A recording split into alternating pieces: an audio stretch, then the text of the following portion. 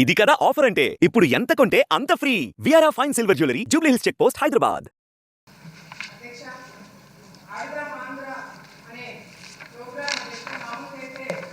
క్రీడాకారులను ఎంకరేజ్ చేయడానికి గ్రామ స్థాయి నుంచి రాష్ట్ర స్థాయి వరకు స్పోర్ట్స్ని ఎంకరేజ్ చేయాల్సిన కార్యక్రమం అధ్యక్ష ఇది యాక్చువల్గా. కానీ ఆడుదాం ఆంధ్ర అనే పేరుతో ఆంధ్రాతోనే ఆడుకున్నారు అధ్యక్ష. వాళ్ళు ఆడుకున్నారు అధ్యక్ష, మేము కాపాడుతున్నాం అధ్యక్ష. అధ్యక్ష, ఈరోజు ఫుట్బాల్కి వాలీబాల్కి తేడా తెలియని వాళ్ళు కూడా గతంలో మంత్రిగా మరి 120 కోట్ల రూపాయలతో ఈ గేమ్స్ కండక్ట్ చేయడం అనేది చాలా విడ్డూరంగా ఉంది అధ్యక్ష. ఎందుకంటే అధ్యక్ష, వాళ్ళు ఎక్కడ కూడా క్రీడాకారులను ఎంకరేజ్ చేస్తున్నట్టు కానీ పలానా క్రీడలో పలానా ప్లేయరు ఫోకస్ అయినట్టుగా కానీ ఎక్కడ మనకు కనిపించలేదు అధ్యక్ష.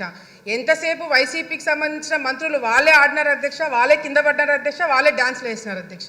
అంతేగాని క్రీడాకారులను ఎంకరేజ్ చేసినట్టుగా కూడా ఎక్కడ కూడా ఎవరు ఫోకస్ కాలేదు అధ్యక్ష.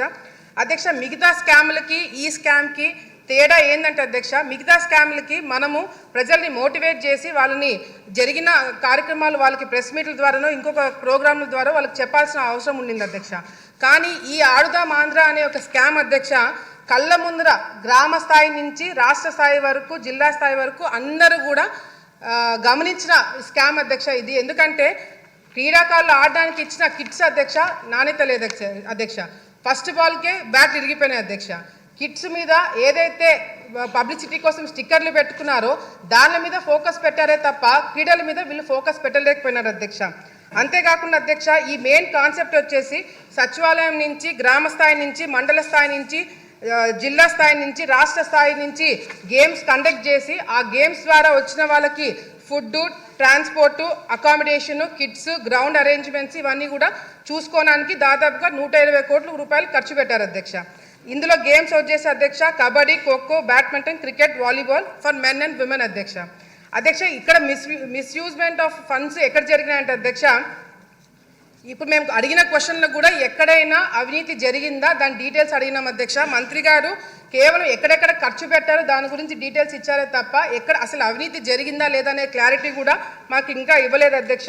మిస్యూజ్మెంట్ ఆఫ్ ఫండ్స్ ఎక్కడ జరిగినాయంటే అధ్యక్ష, ఫేక్ వాలంటీర్ల ద్వారా ఫేక్ ఆధార్ కార్డులు తీసుకొని రిజిస్ట్రేషన్స్ చేయించుకోవడం జరిగింది అధ్యక్ష. కిట్స్ ఏదైతే ఉన్నాయో అవి ఫేక్ కిట్స్ అధ్యక్ష, నాణ్యత లేని కిట్స్ ఇవ్వడం జరిగింది అధ్యక్ష.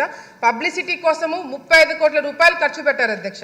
కేవలం ఈ స్టిక్కర్లకి అదేవిధంగా సోషల్ మీడియాకి హోర్డింగ్స్కి 35 కోట్ల రూపాయలు ఖర్చు పెట్టడం జరిగింది అధ్యక్ష. విన్ అయిన వాళ్ళకి అధ్యక్ష, ఎవరైతే గెలిచారో first prize, second prize, third prize వాళ్ళకి డబ్బులు ఇస్తామని 12 కోట్ల రూపాయలు ఖర్చు పెట్టారని చెప్పారు అధ్యక్ష. వాళ్ళకి ఇంకా అకౌంట్లలో చాలా మందికి డబ్బులు పడలేదు అధ్యక్ష ఇంతవరకు కూడా. అదేవిధంగా అధ్యక్ష, విశాఖపట్నంలో క్లోజింగ్ సెరమనీ అంటే అధ్యక్ష ఫస్ట్ 2 కోట్ల రూపాయలు శాంక్షన్ చేయించారు అధ్యక్ష. అది సరిపోతున్నట్టు మళ్ళీ ఒక 3-4 కోట్ల రూపాయలు శాంక్షన్ చేయించుకొని అధ్యక్ష చాలా పెద్దగా చేశామని చెప్పి మరి వాళ్ళ రిపోర్ట్లోనే లేజర్ షోస్ అంటే అధ్యక్ష ఫారెన్ నుంచి ఆర్టిస్టులను పిలిపించారు అధ్యక్ష. మరి ప్రైవేట్ సెక్యూరిటీని పెట్టుకున్నారంట అధ్యక్ష. మన రాష్ట్రంలో మన కళాకారులు ఉండగా ఇతర దేశాల నుంచి కళాకారులు ఎందుకు పిలిపించారనేది కూడా మాకు కూడా అర్థం కావట్లేదు అధ్యక్ష. మరి అదేవిధంగా ప్రైవేట్ సెక్యూరిటీ ఎందుకు పెట్టుకున్నారో అర్థం కావట్లేదు అధ్యక్ష.